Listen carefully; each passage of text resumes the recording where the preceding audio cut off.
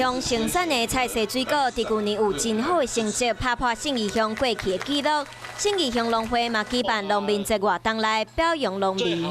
整个在农会的运销件数上面达到了68.7700件，我们突破了之前所谓的4亿的部分，我们今年达到了4亿3000多万。立法委员柯秀华和地方民意代表拢有参加，来感谢和表扬信义乡的农民，未来嘛会继续替因争取权益。有一些呢是在这个整个销售上面，这个价格也非常的好；有一些是量非常的大。那当然品质的部分是绝对是受到大家的肯定的。信义乡的农民除了打拼做事，嘛争取共同运销，阁有市场拍卖价好成绩。